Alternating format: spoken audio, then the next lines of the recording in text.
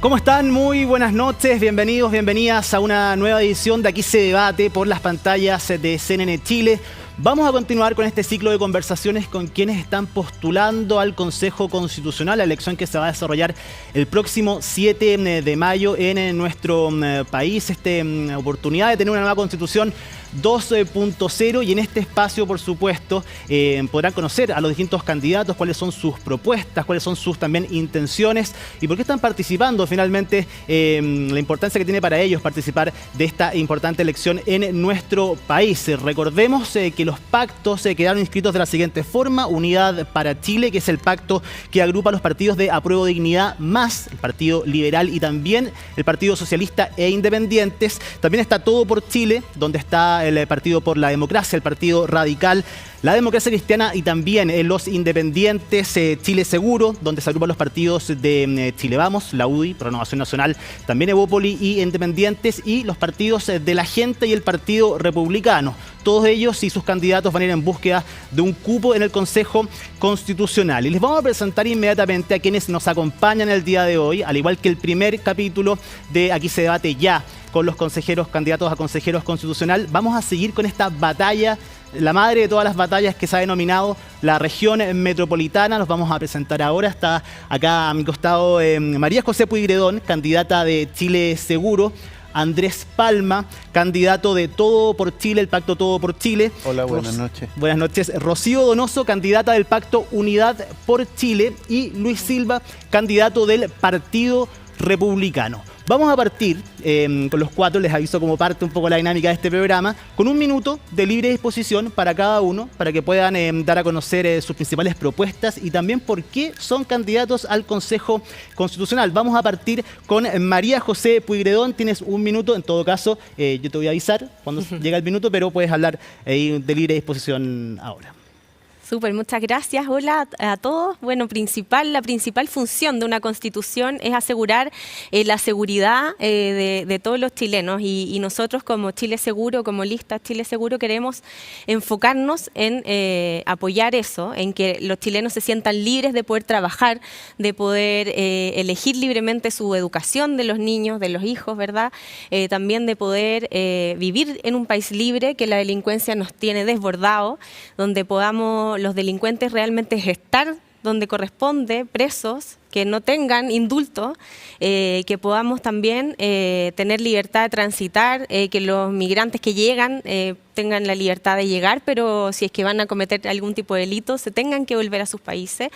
Y en definitiva, tener seguridad, estar tranquilos, poder trabajar, poder desarrollarnos, y por eso nos llamamos Chile Seguro, y eso es lo que quiero representar yo. Además, soy una mujer que he vivido desde los 12 años en una comuna rural, sé la dificultad que tienen las comunas rurales para salir adelante, lo difícil que son para los municipios rurales poder dar todas las oportunidades a los vecinos.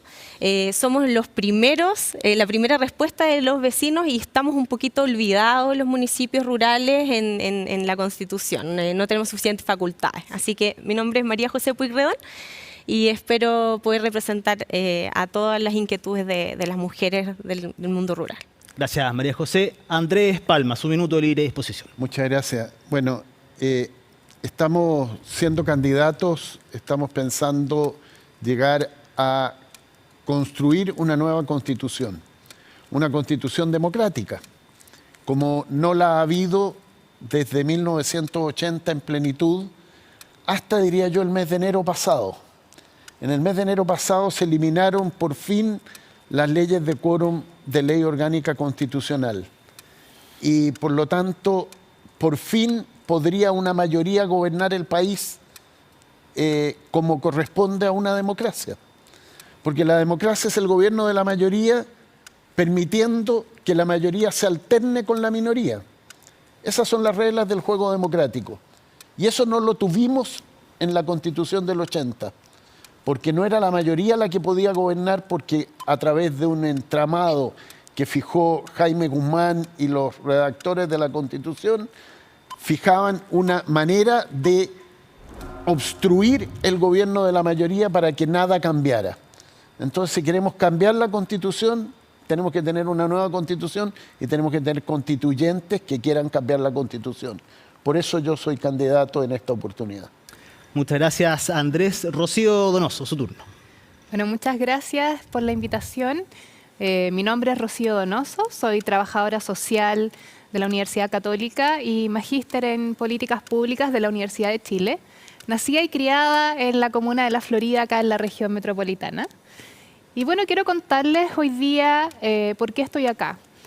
Yo he tenido muchos años de trabajo para cambiar la Constitución, desde el área académica, desde los territorios, desde el movimiento Marca C, ex Marca Tu Voto, y hasta el día de hoy.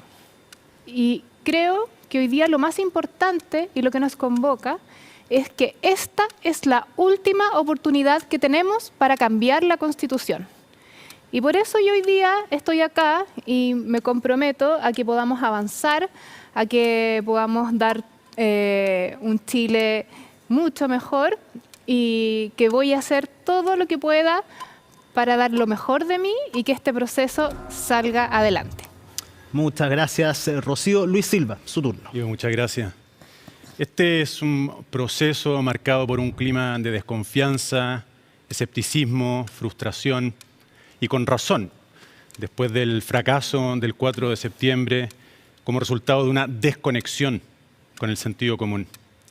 No podemos repetir el error de un voluntarismo cargado de consignas que se descuidan el sentido común. Los acuerdos están bien, pero tienen un límite.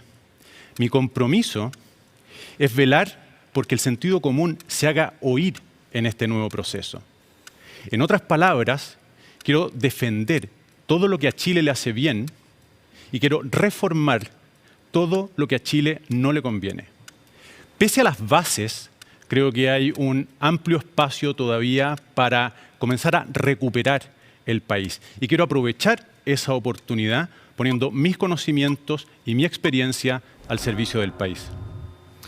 Ahí está, entonces este primer minuto comenzamos a conocer a los distintos candidatos entonces que van a luchar por un cupo al Consejo Constitucional por la región metropolitana y ahora se abre el debate candidatos. Vamos a comenzar hablando del proceso anterior también. Andrés, voy a partir contigo. ¿Qué cosas no hay que repetir del proceso anterior? ¿Qué se puede cambiar? ¿Rescatas algo también del proceso anterior? Uno que fue muy criticado y que terminó con una derrota contundente de lo propuesto finalmente por los constituyentes. Mira, del proceso anterior ya quedó algo que está firme, que es la paridad. Eso es algo que llegó para quedarse en Chile y yo espero que la Constitución no solo sea construida por un cuerpo paritario, sino que además genere instancias paritarias en las distintas estructuras del Estado y de la sociedad. Yo creo que ese es un avance que llegó y se va a quedar.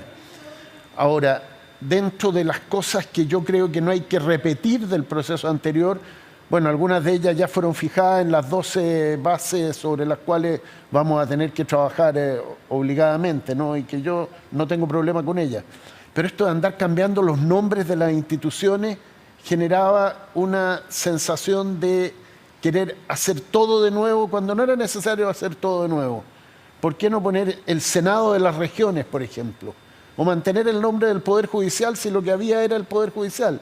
Entonces esto de andar cambiando nombres por cambiar nombres yo creo que no es necesario ni fue conveniente. Generó ruido, generó una sensación de incertidumbre respecto a lo que venía que no fue buena para ese proceso. Sí, Andrés, ¿tú votaste apruebo o rechazo en el proceso anterior? Yo era partidario del apruebo porque creía y creo que hubiera sido más fácil hacer los cambios que el país necesita a partir de esa norma, con la cual yo estaba de acuerdo en general, pero tenía muchas observaciones, ¿ya? Igual como había gente que estaba por el rechazo, que quería rechazar, pero que quería muchos cambios, era más fácil hacerlo a partir de aprobar que de rechazar, porque al rechazar el poder quedaba en la institución que hoy día definió cómo va a funcionar el proceso constitucional nuevo, que es el actual Parlamento. Sí. Vamos a pasar a María José. ¿Cómo viste el proceso anterior, el desarrollo? ¿Rescatas algo del proceso anterior constitucional? Sí, por supuesto que hay hartas cosas que rescatar, pero sin duda, en términos generales, fue una vergüenza. Fue una vergüenza para el país, fue un circo, fue mucho payaseo, gente votando desde la ducha, gente yendo disfrazada. O sea, no estuvieron a la altura de lo que hoy día Chile necesita. Si vamos a redactar una nueva constitución, tiene que ser escuchando realmente las necesidades de la gente, poniendo encima, sobre la mesa, qué es lo que importa realmente y no refundar el país y hacer todo de nuevo. Hoy día hay muchas cosas que funcionan bien y por eso también estoy muy de acuerdo con los 12 pilares que en el fondo van a establecer una base y además va a estar este panel de expertos que también nos va a ayudar a redactar todo en cuanto a las normas, ¿ya? Nosotros tenemos que aplicar lo que la gente quiere que esté. Y eso es lo que hoy día nosotros queremos proponer, poner en la mesa lo que el vecino común y corriente quiere que esté y cómo sueña el país de los próximos 30 años. Rocío, se pecó de maximalismo en el proceso anterior, mucho se le criticó, sobre todo al sector de la prodignidad, de los independientes de izquierda también, de los maximalismos, de quizás no haber entendido finalmente en qué consistía una constitución y qué dejar ahí. Para ti, ¿cómo estuvo ese proceso anterior y qué errores no hay que volver a cometer? Bueno, yo creo que del proceso anterior efectivamente tenemos que sacar muchísimos aprendizajes, pero que también hay que tener en cuenta de que estábamos en un momento del proceso constituyente que estaba respondiendo, ¿cierto?, a un estallido social, que era un sinnúmero de demandas sociales y que, por lo tanto, había mucha necesidad de que muchos temas se plasmaran en la propuesta constitucional. Entonces, efectivamente, en ese momento era difícil hacer una constitución minimalista. La gente estaba esperando tener cada uno de sus sueños plasmados en la Constitución. Y eso nos llevó a tener una Constitución muy larga, enorme, y claramente no estábamos de acuerdo en todos los artículos y fue difícil avanzar, pero yo creo que dentro de lo bueno, por ejemplo, comparto contigo que la paridad llegó para quedarse. Me gustó mucho que se haya puesto el tema sobre la mesa del cuidado del medio ambiente, pero también creo que hubo muchas fallas. Y creo que la principal falla de este proceso fue que la política se estancó. ¿A qué me refiero con que la política se estancó? No hubo diálogo. Se quedó todo muchísimo en la pelea chica, en los polos acá, en otros polos allá, cuando lo que Chile necesitaba era llegar a grandes acuerdos, acuerdos de consenso que nos permitieran avanzar. Y yo creo que ese es el mayor aprendizaje, porque si hay algo que yo estoy segura, es que son muchas más las cosas que nos unen como chilenas y chilenos que las cosas que nos separan. Luis, para ustedes como partido republicano han sido muy críticos desde este proceso, desde su inicio, del estallido social en adelante, a la posibilidad de cambiar la Constitución. ¿Con qué ánimo llegan en esta oportunidad? Y quiero saber, probablemente no es que tengas una lista muy larga de cosas a destacar del proceso pasado, pero ¿qué puedes destacar del proceso a raíz y qué te gustaría que esto se mantuviera? Y con qué ánimo va el Partido Republicano a enfrentar esta elección y finalmente los constituyentes que consigan un cupo trabajar? El punto de partida que explica la posición del Partido Republicano es simplemente que no comparte el diagnóstico que se hizo semanas después de producido el estallido, que fue imputarle a la Constitución el origen de todos los males del país y por lo tanto recomendar como terapia a esa enfermedad que padecía el país una nueva Constitución. En el Partido Republicano no compartimos el diagnóstico, por lo tanto no podemos compartir la terapia y por eso siempre nos hemos posicionado en rechazo a una terapia, a un procedimiento que creemos que se basa en un diagnóstico equivocado. Dicho eso, creo que del proceso anterior se puede aprender todo lo que se puede aprender de un fracaso. Es decir, qué no volver a hacer. Y ahí quiero señalar en particular una cuestión procedimental, pero que es importante, y que fue el problema de que la derecha no tuvo el quórum necesario para forzar las negociaciones. Esta fue una constitución hecha por la izquierda que debatió entre sí sus distintas posiciones. Era evidente que un proyecto configurado con esas fuerzas iba a fracasar porque guste o no guste, hay una mayoría importante en Chile que se siente representada por las ideas de derecha. Dicho eso, quiero señalar que el proceso que estamos enfrentando ahora no está exento de riesgos. Es decir, existe el peligro de que este proceso se convierta en un simulacro.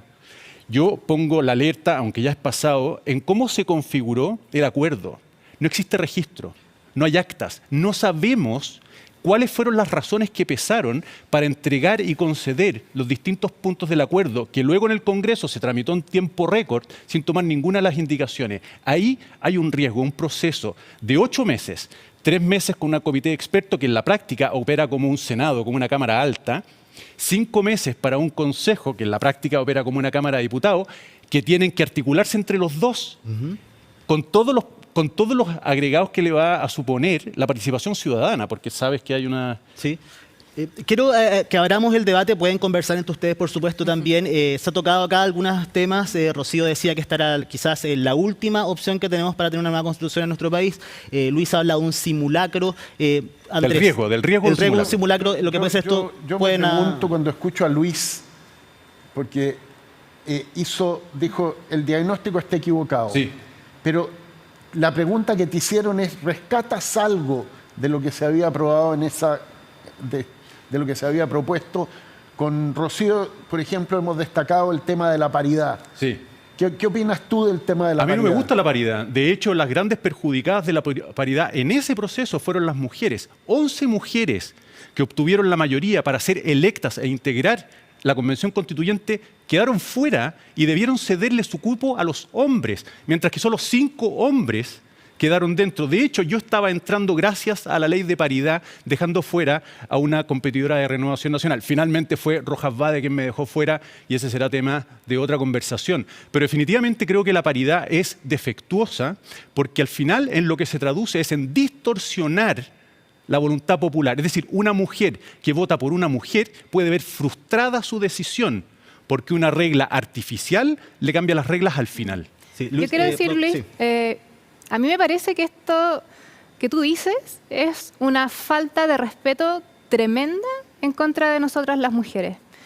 Porque visto desde otro punto de vista, si no se hubiesen ingresado acciones afirmativas, ¿cierto?, para que hubiese paridad en la salida y también, ¿cierto?, que en la lista hubiese hombre, mujer, mujer, hombre, si se hubiese propendido hacia eso, te aseguro que hoy día el órgano constitucional que hubiese salido de ahí hubiese estado mayoritariamente gobernada por hombres, que es lo que vemos en el Senado, es lo que vemos en la Cámara de Diputados y es lo que vemos en la mayoría de los trabajos y en todos los órganos colegiados. María José, el debate sobre la paridad, Sí. ¿crees que es un error?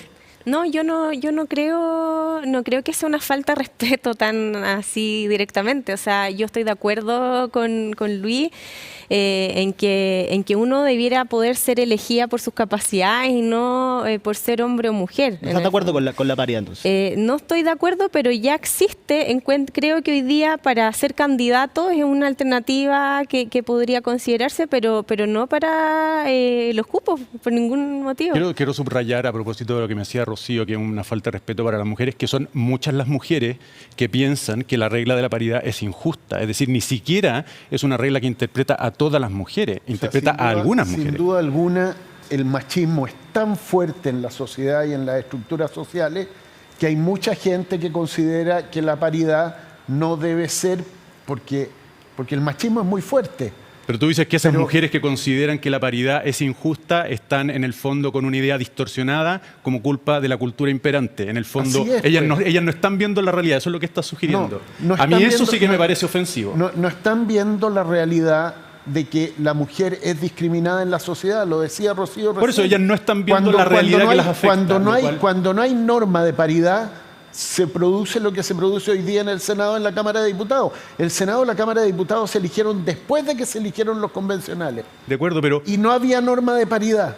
Sí, ¿Y cuál es el resultado de la elección del Senado y de la Cámara de Diputados? Que en el Senado el 25% de las electas, solo el 25% de las electas son mujeres. Y en la Cámara de Diputados el 30% de las electas son mujeres. porque la sociedad discrimina a las mujeres y en la política se discrimina a las mujeres. Pese a que son las mujeres las que votan. Si no hay Eso ha norma de cambiado. paridad, Sí. si no hay norma de paridad, no hay resultado de paridad. No, evidente. Rocío, tu opinión. Bueno, acá ya se armó inmediatamente Que tú un dices debate en evidente. torno a la paridad. Es tan- ¿Cuál es es tu tan opinión acerca evidente, perdón. de esto que se está desarrollando? Dejemos que hable Rocío, vamos a hablar todos en un momento, pero bueno, están hablando de las mujeres, la participación de mujeres. Quiero escuchar también, las quiero escuchar a ustedes que se puedan desarrollar, porque también entre ustedes hay una diferencia importante, así que te escucho, Rocío. Mira, a mí me parece insólito escucharte a ti, por ejemplo, hablando de lo que opinan las mujeres. Yo, francamente, no he conocido a ninguna mujer que no esté a favor de la paridad. De hecho, Está María creo que el José acá, proceso... Perdón, no, que esté como Antes. en contra, digamos, como lo que plantea Luis. De hecho, yo creo que el proceso anterior fue un proceso que fue pionero y que todo el mundo estaba mirando como una gran innovación y justicia frente a la desigualdad histórica que hemos tenido las mujeres frente a la sociedad.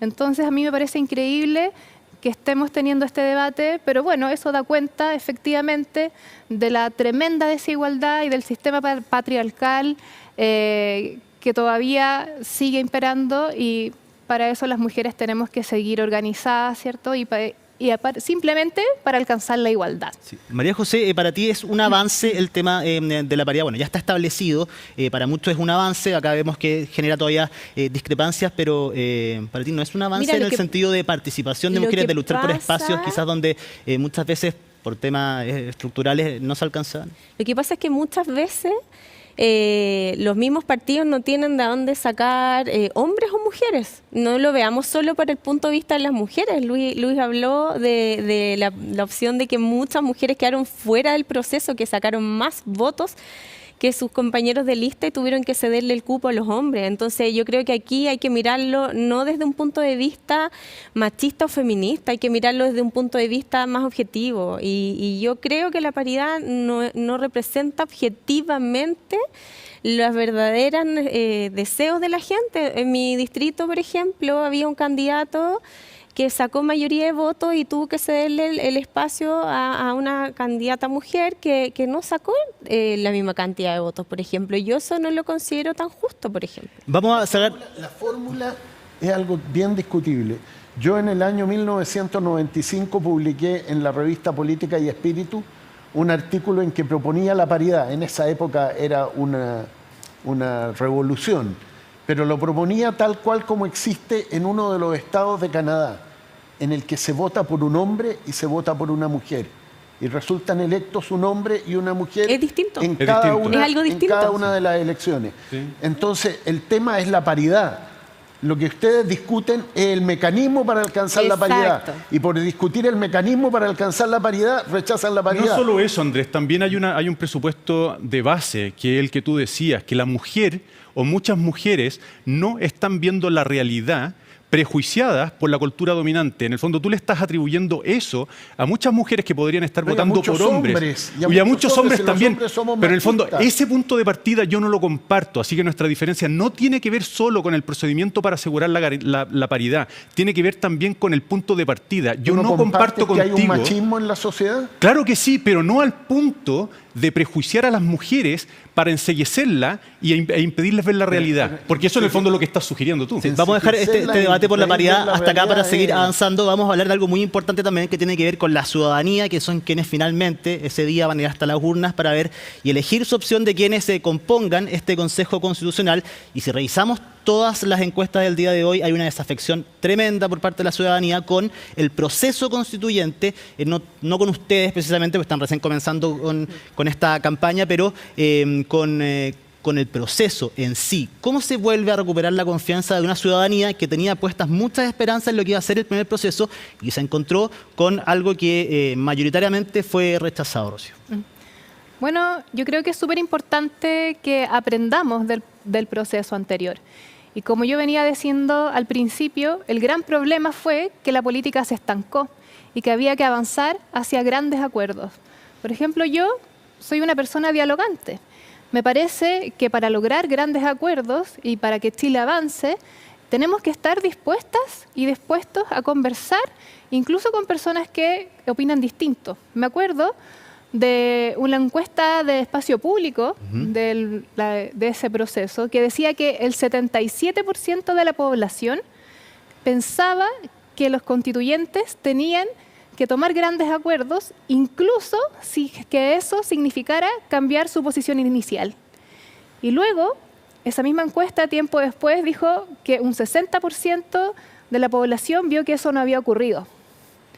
Entonces yo creo que eso es uno de los grandes aprendizajes que nos deja este proceso. Tenemos que devolverle la política a la ciudadanía. Y cuando se entrampan las cosas, es cuando hay que avanzar. Y por lo tanto, por eso es tan importante fortalecer los mecanismos de participación ciudadana, y yo me comprometo también a apoyar y trabajar con el trabajo que se está haciendo en la Universidad de Chile y en la Universidad Católica para la participación ciudadana de este proceso. Porque sin la ciudadanía no hay representación, no hay avance y no tenemos un país mejor. Sí, María José, ¿cómo se reconecta, nuevamente se alienta a la ciudadanía a creer en este proceso constituyente? Porque hoy día las reglas del juego son distintas. Hoy día hay una base, hay un panel de expertos que va a preparar, digamos, una base sólida para que nosotros, si somos elegidos, podamos discutir y le podamos poner un poquito de realidad. Porque yo creo que hoy día los que estamos acá, al menos yo, quiero entregar un poquito de realidad de mis 15 años de experiencia en mundo rural, en distintos municipios rurales. Fui gobernadora, además, en una comuna como San Bernardo, Buin, Paina, Calera-Tango. Entonces, algo hay que aportar al proceso, no solo los expertos. Entonces, yo creo que este proceso está diseñado de una manera diferente, está diseñado de una manera donde sí se va a poder escuchar un poquitito de todo, tanto la academia como gente que tenga experiencia. Y también, obviamente, difundir mejor. Yo creo que hay que explicar mejor. Hay muchas personas, muchos vecinos que no saben qué es lo que estamos discutiendo. No tienen ni idea, no se ha informado bien del proceso, ni de este ni del anterior. Sí, bueno, por eso también es importante instancias como esta para dar a conocer las propuestas de los candidatos. Andrés, ¿cómo se reconecta con la ciudadanía? Porque está muchísimo más alejado lo que va a ser el proyecto de ustedes y quizás sea mucho más difícil también dar a conocer este proyecto, este proceso nuevo a una ciudadanía que está desconectada. Muchos están aburridos del tema constituyente. Yo creo que dejando de farandulizar la conversación sobre la nueva Constitución, creo que es un paso muy importante. Dejando de ¿En qué sentido? Estigmatizar las posiciones de los demás, ¿ya? De caricaturizar las posiciones de los demás, para que efectivamente, como decía Rocío hace un rato, pudiera haber un espacio de diálogo. En un diálogo uno está dispuesto a escuchar, está dispuesto a entregar argumentos y está dispuesto a ser convencido. Y yo creo que, Rocío lo decía en su primer minuto, voy a hacerle mucha propaganda a Rocío, parece.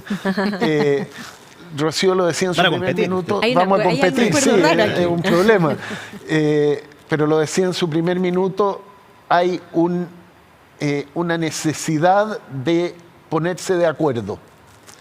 El país necesita que nos pongamos de acuerdo.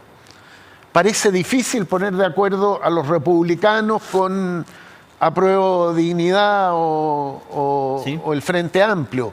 O es difícil poner de acuerdo a Renovación Nacional, la UDI, con la Democracia Cristiana, los radicales, el PPD. Pero cuando ha habido voluntad en el país para ello, se ha conseguido. Yo fui parlamentario el año 1990, el escenario era más difícil de poner acuerdo en el año 1990 que lo que hoy día. Pero hubo pasos que se dieron para poder llegar a acuerdo. La primera reforma tributaria fue un acuerdo entre Renovación Nacional y la Concertación. Y esa reforma tributaria fue más grande para el país que la que hoy día se está proponiendo. Luis, entonces lo que quiero decir es que es posible si hay voluntad política para ponerse de acuerdo. ¿Están las condiciones para ponerse de acuerdo más allá del discurso? Porque siempre se escucha a todos los políticos o quienes están en campaña lo importante que es ponerse de acuerdo. Pero en el momento de llegar y sentarse en una mesa hemos visto últimamente que es prácticamente imposible. ¿Está a la disposición de todos los sectores, crees, de poder llegar a un acuerdo constitucional? Yo creo que no hay que asustarse con el desacuerdo. Es decir, en una democracia el desacuerdo es una premisa. Las democracias existen porque hay desacuerdo al interior de una sociedad. Entonces, aquí lo importante es construir un sistema que permita procesar esas diferencias y garantizar la convivencia en la diferencia. Es decir, el desacuerdo tiene que ser una posibilidad. En lo que sí tenemos que estar de acuerdo es en el proceso. Y tú preguntabas sobre cómo ganarse la confianza de la gente. La primera condición es moderar las expectativas de la gente. El proceso anterior se le prometió explícita e implícitamente al pueblo chileno que una nueva constitución le iba a cambiar la vida. Eso es falso. Las constituciones no cambian la vida de nadie. Cuando tú fundas un proceso sobre esa promesa, ¿cómo no quieres que se produzca desafección? Dime si no, ¿cómo se explica la diferencia entre el 80% que aprobó en el plebiscito de entrada y el 62% con 8 millones de votos que rechazó el proceso de salida? Es decir, la frustración de esas miles, millones de personas que votaron a prueba, entre los cuales yo no me cuento, por supuesto, pero pienso en ellos, pienso en las esperanzas que se les dieron con un proceso fundado en una mentira. Porque la Constitución no está para cambiarle la vida a las personas, está para procesar el desacuerdo fundamentalmente, garantizando unos límites que son los derechos fundamentales de las personas. ¿Compartes, Rocío, el diagnóstico? Absolutamente no. Yo creo que una Constitución son las bases mínimas que nos permiten tener la vida que queramos y tener un país que se actualice y que se vaya renovando con el tiempo. La Constitución es justamente lo que tenemos que cambiar para salir del estancamiento de la política. Justamente cuando se producen estas trabas, ¿cierto? Por ejemplo, la reforma del sistema de pensiones. ¿Cuántos gobiernos hemos visto pasar? ¿Cuántos años hemos visto pasar? Y todavía no hay pensiones dignas. Cuando hay esos entrampamientos, lo que importa, ¿cierto?, es devolverle la política a la ciudadanía. ¿Y cómo podemos hacer esas cosas? Por ejemplo, fortaleciendo la participación ciudadana, con plebiscitos, con iniciativas populares, en donde un número de personas pueda juntar firmas, ¿cierto?, y obligar al Congreso a que se discuta algo. Y justamente esos temas sí pueden ser fortalecidos en la Constitución. Entonces, francamente, yo creo que lo peor que nos puede pasar es que sigamos estancados y eso es sinónimo de seguir atados a la Constitución actual. María José, ¿la Constitución puede cambiar la vida de las personas? ¿Qué opinas de este diagnóstico? Yo creo que sí, y yo creo que sin duda, si es que la ciudadanía hubiese sido escuchada en el proceso anterior, no habrían redactado la Constitución que redactaron, porque había muchas páginas donde uno votaba iniciativas y ninguna de esas iniciativas, de las más votadas, fueron consideradas. Entonces yo creo que hay que tener cuidado también con decir... en el fondo hagamos participación ciudadana por decirlo, porque es una moda. No, o sea, hay que hacerlo real. Hay que hacerlo, pero escuchando realmente. Y por eso también hay que tener ojo con eso. ¿Por qué consideras una moda lo de la participación ciudadana? ¿Tú crees que es el discurso más allá porque es importante, porque hoy día obviamente se tiene que hacer, hay que escuchar a la comunidad, pero a veces cuesta mucho que la comunidad participe. Entonces hay que tener cuidado y hay que difundir bien, como dije anteriormente, las cosas que se van a preguntar, ¿verdad? Las propuestas, las iniciativas, y tomar en consideración lo que opine la ciudadanía. Te insisto, en el proceso anterior no se tomaron miles de iniciativas que tenían miles de firmas. No las tomaron en consideración. Pero yo voy a tomar eso último, pero antes voy a decir que Luis tiene un punto, ¿ya? O sea, la Constitución en sí no resuelve los problemas. Y ponerle la expectativa que por tener una nueva Constitución se resuelven los problemas, no es real. ¿Pero eso lo entendió la ciudadanía o lo dieron a entender los constituyentes? Pero tiene un punto en términos de que eso es así. Pero no tiene el punto en términos de que las normas que fije la Constitución definen los procedimientos para resolver los problemas. Eso sí. Entonces, nosotros en la Constitución del 80, lo decía yo en mi minuto inicial, no teníamos gobiernos de mayoría, no teníamos la posibilidad de que la mayoría impusiera su programa de gobierno porque la minoría tenía más poder en la Constitución del 80 que la mayoría, por las leyes orgánicas constitucionales. Entonces, si nosotros establecemos un gobierno de mayoría y generamos en la Constitución la forma de constituir mayoría, yo creo en ese sentido que un sistema parlamentario, un sistema semipresidencial, es lo más sensato para que una vez que postulan las distintas posiciones y se dan a conocer las posiciones y el pueblo elige sus representantes, esos representantes se ponen de acuerdo y conforman una mayoría que va a ser una mayoría sólida, no como las que hemos tenido. Los últimos 4 gobiernos, los últimos 5 gobiernos han sido gobiernos de minoría en este país. ¿Y cómo un país puede avanzar con gobiernos de minoría? Por eso el país, el crecimiento del país se ha detenido, por eso hemos incrementado los conflictos sociales, en parte porque los gobiernos son de minoría y tienen que estar en tira y afloja en el Parlamento. Entonces la Constitución es lo que puede hacer que se conforme en mayoría o puede hacer que gobierne en minoría. Y eso resuelve o no resuelve los problemas. Si son gobiernos de minoría, los problemas no se resuelven. Y eso es determinado por la Constitución. Entonces necesitamos una Constitución que permita que gobierne la mayoría. Puede alternarse la mayoría, una vez puede haber mayoría de derecha, una vez puede haber mayoría de izquierda, una vez puede haber mayoría de derecha e izquierda juntas, como decía el maestro Parra, ¿ya? Pero eso lo fija la Constitución. Sí. Vamos a dar la palabra a Luis antes de irnos a una pequeña pausa, Luis, para cerrar este tema. Quisiera aclararle a Andrés que las constituciones son instrumentos precisamente para limitar la voluntad de la mayoría. La diferencia entre una constitución y una ley que se aprueba por simple mayoría es que la constitución es más difícil de tocar y por eso se exigen quórum más altos. Esa es la definición de una constitución. ¿Por qué? Porque se busca impedir que una mayoría circunstancial pueda aplastar a una minoría constitucionalmente. Precisamente las constituciones son para eso. Por lo tanto, hay que tener mucho cuidado con confundir a la gente haciéndole creer que la constitución es defectuosa cuando no permite a la mayoría gobernar. De hecho, lo que hace una constitución es crear exigencias mayores para que la mayoría pueda definir los destinos del país. ¿Quién debe gobernar? ¿La mayoría o la minoría? La mayoría, pero con límites. Porque sin duda, la mayoría siempre supone un riesgo para la minoría. La Constitución, si yo estoy de acuerdo, esos límites los pone la Constitución. Pero la Constitución tiene que posibilitar que gobierne la mayoría. Pero si siempre ha gobernado la mayoría, o tú me dices que ha ganado el que ha perdido. ¿Qué estás diciendo, Andrés? No entiendo. Aquí se gana por mayoría.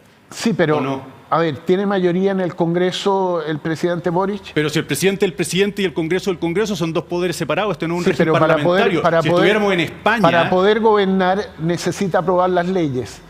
Pero si tiene minoría en el Congreso, como han tenido minoría en el Congreso el presidente Boric, el presidente Piñera, la presidenta Bachelet, el presidente Piñera, la presidenta Bachelet, entonces no pero Andrés, se puede gobernar bien. Por eso los poderes están separados, porque tienen que contrapesarse. Por eso no tenemos un rey que concentre en sí mismo los poderes de juzgar, legislar y gobernar. Precisamente la Constitución lo que hace es dividir el poder para que entre ellos se compensen e impidan la tiranía. Lamentablemente, un segundo, vamos a seguir conversando. Lamentablemente vamos a dejar hasta acá esta parte del debate, que está muy bueno. Me gusta que estén todos opinando y conversando. Se ve, por supuesto, cada una de las propuestas, pero tenemos que hacer un pequeño alto. No se desesperen porque vamos a seguir conversando. Así que a la vuelta, aquí se debate, seguimos conversando con los candidatos por la región metropolitana al Consejo Constitucional. Vamos y volvemos.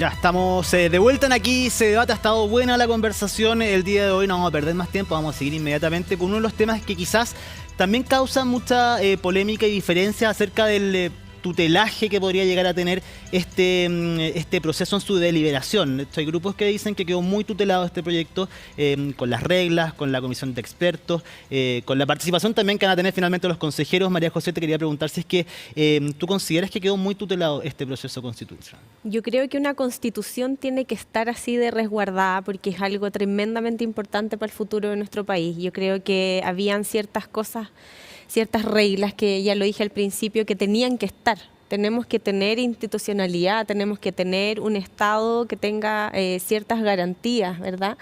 Y este proceso, al menos a mí me da las garantías de que va a ocurrir, se va a poder desarrollar de buena forma.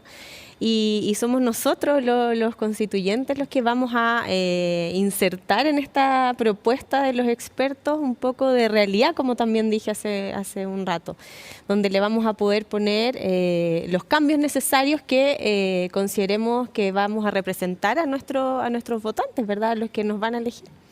¿Cuánto margen de acción les queda a los consejeros una vez que ya sean electos y comiencen a trabajar con este modelo actual? Mira, yo creo que existe mucho marco de acción, especialmente cuando se fortalezca el trabajo que está haciendo la Universidad de la Chile, de la Católica, ¿cierto?, para fortalecer la participación.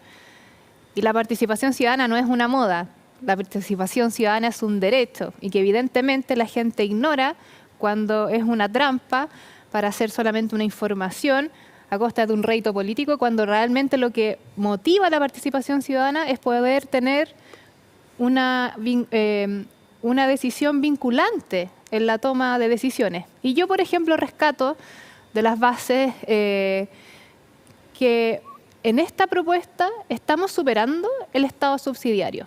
Estamos dejando de lado, ¿cierto?, un Estado que deja al libre mercado, ¿cierto?, los derechos, y estamos hablando ahora de un Estado social y democrático de derechos.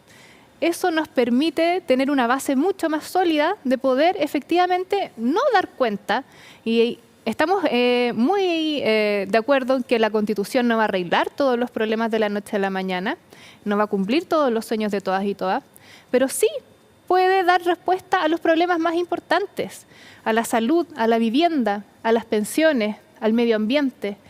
Y lo que es muy importante también, ¿cierto, Luis?, es que la Constitución pueda ir actualizándose a sí misma, porque hoy día el debate que tenemos es el Chile que vamos a tener al futuro, el país que le queremos dejar a nuestros hijos. ¿Van a poder nuestros hijos y nietos tomar agua de la llave? ¿Van a poder nuestros hijos y nietos tener un aire limpio para poder respirar? Esas cosas son cruciales y efectivamente quedan protegidas o no en la Constitución. Andrés, bueno, todos ustedes aceptaron participar de este proceso ya con estas reglas previas, podríamos decir, estas bases y también en la participación de la comisión de expertos. ¿Te gusta cómo quedó el sistema, más allá, por supuesto, de la participación que pueden llegar a tener como consejero? Más allá de lo que uno hubiera querido, yo soy partidario de un sistema parlamentario. En las bases no se permite un sistema parlamentario. Pero bueno, las bases definen una constitución democrática y eso está bien. Ahora, ¿cuál es el espacio que vamos a tener los electos como consejeros? Mucho. Por ejemplo, en tema de descentralización. Aquí se ha tocado el tema de la participación. La participación y la descentralización van absolutamente de la mano. La descentralización es un tema político, no es un tema económico. Es un tema, en el fondo, es pasar la decisión de un nivel más distante a la gente a un nivel más cercano a la gente. Y en ese sentido, por ejemplo, yo creo que hay que fortalecer a los municipios del país, porque los municipios son la instancia del Estado que está más cerca de la gente. Y hay que fortalecerlo en términos presupuestarios y en términos de atribuciones. Hoy día hay un montón de cosas que hacen los municipios, por así decirlo, por voluntad propia, pero no porque tengan, desde el punto de vista institucional, esa responsabilidad. Porque las responsabilidades, yo he dado muchas veces en el magíster en la universidad un curso que se llama descentralización, ¿ya? desarrollo regional y descentralización. Y una de las cosas que uno ve es que las mismas facultades hoy día las tiene el gobierno central, el gobierno regional y el gobierno local. Entonces, ¿quién toma las decisiones que le importan a la gente? El gobierno central, el gobierno regional, el gobierno local. Si descentralizamos al nivel local, vamos a tener más seguridad, vamos a tener mejor educación, vamos a tener mejor salud, porque va a estar la gente atenta, participando cercanamente en la toma de decisiones. Y yo creo que eso es algo, junto con el tema medioambiental y el tema de la definición del uso del suelo, la definición de los planes territoriales, son algo que debe descentralizarse para que sea la gente en cada comunidad, en cada comuna, en cada espacio local, la que tome las decisiones. ¿Te gusta el sistema como quedó? ¿Este tutelaje te da confianza? Quizás es mucho. ¿Te gustan estas 12 bases que existen? ¿Desde dónde se parte el trabajo del consejero? Antes de responderte a eso, quisiera matizar la respuesta que di en el primer segmento de este programa, cuando dije que la Constitución no le va a cambiar la vida a las personas. Esa afirmación tiene que entenderse en el contexto de las expectativas que se le generaron al público en el proceso anterior. Evidentemente que una Constitución puede ser mejor o peor para el país y afectar a todos los chilenos y a las chilenas en el mediano y en el largo plazo. De hecho, como bien decía Rocío, la Constitución es fundamentalmente un instrumento para el futuro. En ese sentido, yo comparto completamente esa forma de entender la Constitución. En ese sentido, creo que la Constitución tiene que tener una vocación minimalista. ¿Sí? Mientras más liviana, mientras más ágil, mientras menos comprometida con esos valores que cambian en el tiempo, más garantías tiene de durar en el tiempo. Al contrario, mientras más comprometida esté con las cosmovisiones del momento presente en que se hace la Constitución, mayores probabilidades de que la próxima generación quiera una Constitución nueva porque ya no comparte esos valores.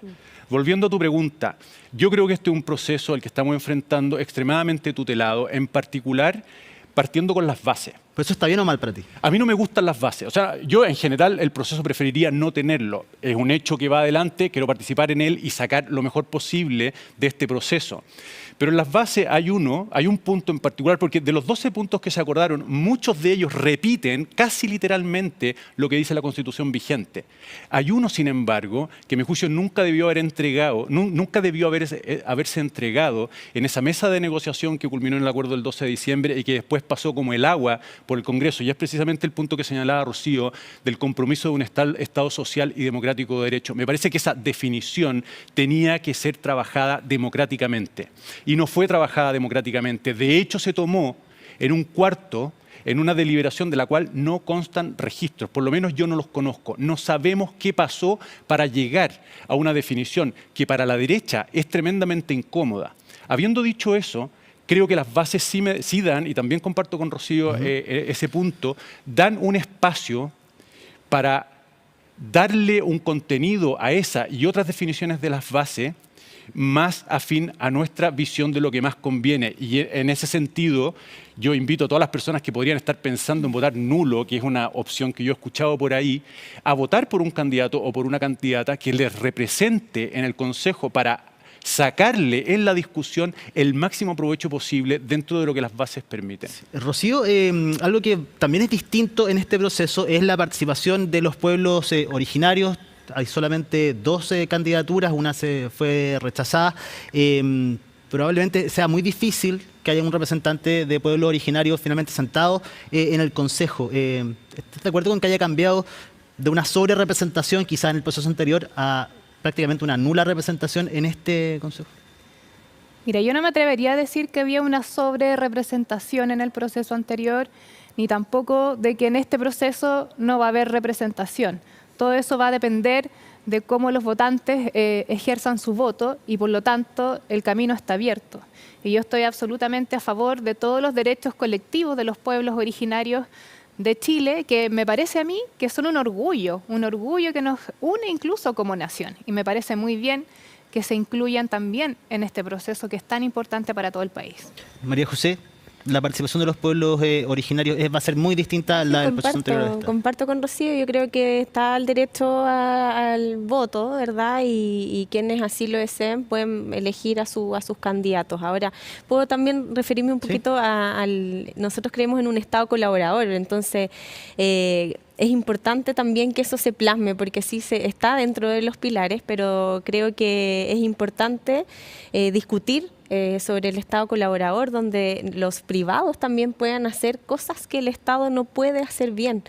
Y ahí nosotros estamos ampliamente a favor de poder discutir eso dentro del proceso. Y respecto a la participación, también aclarar, yo no estoy en contra, al contrario, creo que, y me he visto mucho a lo largo de mi carrera, muchas participaciones que han sido muy fallidas porque se han hecho mal, se ha convocado poca gente, se han desarrollado proyectos que no le importaban mucho a la gente, no se conversaron realmente con los vecinos afectados, entonces creo que la participación hay que usarla muy bien. No estoy en contra para nada, pero hay que usarla bien. Andrés, el tema de los pueblos originarios, ¿cuál es tu diagnóstico acerca de la participación que van a tener en este proceso? Yo dudo que entre algún candidato de los dos de los pueblos originarios, dada la restricción que se le puso. Si yo tengo un desacuerdo con el acuerdo, no está en los 12 puntos específicos, sino que está en la forma de elegir el consejo, la comisión constituyente. ¿Cómo debe haber sido para ti el tema de los pueblos originarios? A ver, lo que ocurre es lo siguiente, es que la desproporción que hay entre los votos de un lugar y otro lugar es gigantesca. Entonces, en la región metropolitana, que tiene el 40% de los ciudadanos del país, elige 5 constituyentes. La región del Maule, que tiene el 7% de los habitantes del país, elige 5 constituyentes. Entonces hay una desproporción gigantesca, ¿ya? Y esa desproporción se aplica también a los pueblos originarios. Se les pone una vara que es superior a la vara que se le pone al resto de los ciudadanos. Entonces, bueno, es lo que hay. Y en esto que hay hemos decidido participar y tratar de representar de la mejor manera posible, en mi caso, a los electores de la región metropolitana. Cada constituyente, si se reparten equitativamente los votos, cada constituyente sería electo por 1 millón de ciudadanos. ¿Ya? 1 millón de votos, son 5 millones de electores en la región metropolitana. Entonces, cada uno de estos 5 tendría 1 millón de votos, cada uno de los 2 de Aysén tendría 50.000 votos. Hay una desproporción que fue impuesta, pero era la manera de sacar adelante un acuerdo que permitiera tener un proceso democrático igualmente. Sí. Luis. La diferencia entre el proceso anterior y este es muy sintomática de la diferencia del clima que domina en un caso y en el otro. Piensa tú que en un plazo de 2 años, el mismo legislador que le reservó 17 escaños a los representantes de los pueblos originarios, propiciando que algunos llegaran con menos de 1.000 votos a esa asamblea, hoy día le pone unas condiciones en que, como dice Andrés, es probable que no llegue ni un solo representante. Yo creo que esto pasa en parte porque se confunde el respeto, el reconocimiento que merecen nuestros pueblos originarios con su participación como unidad política. Y yo creo que son 2 cosas que hay que separar. Es decir, tú puedes reconocer la importancia cultural, histórica que tienen los pueblos originarios en Chile y no tienes por qué entregarle una cuota de la participación en el poder político con reglas diferentes a las que rigen para todos los demás chilenos. Si ellos se reconocen como chilenos, como de hecho quedó en las bases hoy día, ¿no es cierto? La nación es una. ¿Por qué no podrían regirse por las mismas reglas que rigen a todos los chilenos? Eso es prácticamente lo que está pasando en el proceso anterior, porque no es igual. Existe un padrón propio de los pueblos originarios y sus representantes propios. Pero me parece que tu pregunta y el cambio evidente entre un proceso y otro nos ofrece una buena oportunidad para reflexionar sobre esta diferencia que yo creo que es muy importante hacer. No confundir el reconocimiento, la admiración, el lugar que los pueblos originarios ocupan en nuestro país con la necesidad de entregarles una cuota determinada en el poder político que se rija por reglas distintas a todos los demás chilenos. Sí. ¿Se acuerdan que al principio les contaba ese es un problema, ese es un Andrés, problema. que para seguir, que iban a tener un minuto más cada uno de ustedes para finalizar este debate? Se los vamos a entregar, de hecho, en este momento es de libre disposición. Vamos a partir esta vez con Rocío Donoso para que pueda cerrar también con alguna idea, propuesta, algo que le quieras decir, por supuesto, a la ciudadanía de cara a lo que va a ser este proceso de campaña también. Muchas gracias. Bueno, aprovechando este momento, yo quiero decirle a todas las personas que están viendo este programa que estoy convencida de que esta es la última oportunidad que tenemos para cambiar la Constitución. Y hemos tenido este problema tantos años, lo hemos venido arrastrando y no lo podemos farrear. Esta es una oportunidad única que vamos a tener. Y estoy segura que lo que salga de acá va a ser mucho mejor de lo que tenemos actualmente, que es una constitución que nos ata. Además que, si bien se habla de que en Chile hay una institucionalidad que está en crisis, ¿cierto? Hay un sistema político que también está en crisis, que hay una crisis de confianza, yo creo que justamente para poder avanzar hacia eso, y porque justamente la política no ha sido capaz de responder a las demandas ciudadanas, es que tenemos que cambiar la Constitución. Y para eso tenemos esta oportunidad, no la podemos desaprovechar, y yo me comprometo firmemente a que voy a hacer todo lo de mí, todo lo posible para que este proceso salga a flote y tengamos una mejor democracia, un mejor país y un mejor Chile para el ¿cierto? Y las generaciones que vienen. Gracias, Rocío. Luis. Un minuto de libre disposición. Gracias, Ivo. Después de la locura refundacional de la que nos salvamos el 4 de septiembre, yo creo que mi programa se podría resumir así. Primero Chile, segundo Chile, tercero Chile. Esa es la ruta a la que me comprometo a recorrer en este nuevo proceso, aportando con mis conocimientos, con energía fresca, con convicciones sólidas, y con la voluntad de asegurar el bien común y que prime el bien común por sobre las ideologías y por sobre las amenazas a la libertad y a la seguridad de las personas. Quiero jugármela por una constitución que ponga en el centro a las personas, no al Estado. En otras palabras, una constitución que haga explícito que el Estado está al servicio de las personas y no al revés, que las personas están al servicio del Estado. En fin, quiero jugármela por una constitución que ponga las bases de un país donde se respeten las leyes, se respete la propiedad y se cuide la familia. Muchas gracias, Luis. María José Pueyrredón de Chile Seguro, su minuto de libre disposición. Sí, bueno, yo misma fui víctima de la delincuencia hace un par de meses atrás y todo el tiempo recibo llamados de vecinos que me dicen que están aburridos de la inseguridad que estamos viviendo. Yo creo que la seguridad es un punto clave que tiene que estar en la Constitución, que se tiene que conversar. Tenemos que formar un país donde nos sintamos seguros.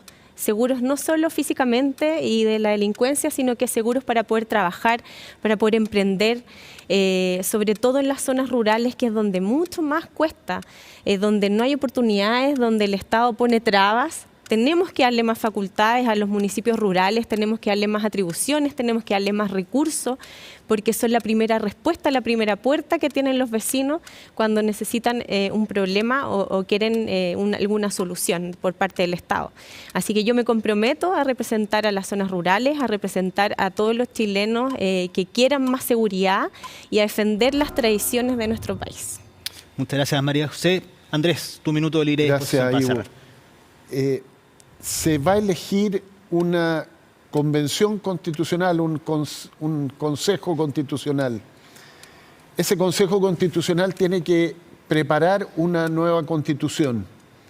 Esa nueva constitución requiere aportes dialogantes de personas que tengan experiencia, que tengan voluntad y que tengan capacidad de llegar a acuerdos, para que esa constitución dure mucho. No solo para mis nietos, para mis bisnietos, para aquellos que no vamos a conocer, los que la vamos a elaborar. Eso es lo que necesitamos hacer. Eso es lo que el país necesita. No un discurso fácil, no un discurso demagógico, sino un compromiso real con la construcción de un acuerdo nacional en el que todos nos podamos sentir interpretados. Para ello, los candidatos del pacto Todo por Chile estamos disponibles. Muchísimas gracias a los cuatro. Les aprovecho de contar que este programa también tiene sus bases y una de esas es el tiempo y lamentablemente se acabó al menos por este programa, pero vamos a dejar hasta acá esta edición de Aquí se Debate. ¿Invitas de nuevo para continuar? No depende de mí, pero veo que tienen muchas ganas de conversar. Lo importante es que se pueda debatir. Aquí cambió de posición, tuvo que dar una explicación. Estuvimos de acuerdo. ¿Tenía alguna duda, Andrés? Sí. No, les agradezco por haber venido hasta acá, hasta el programa Aquí se Debate. Este es el segundo solamente que hemos hecho con los candidatos a consejeros. Vamos a seguir, por supuesto, lo que va a ser estas campañas. Así que hasta acá vamos a quedar. Despedimos a Luis Silva, Rocío Donoso, María José Pueyrredón, Andrés Palma y, por supuesto, usted siga en la compañía de CNN Chile. El próximo lunes, 22:30 horas, un nuevo capítulo de Aquí se Debate. Que tengan muy buenas noches.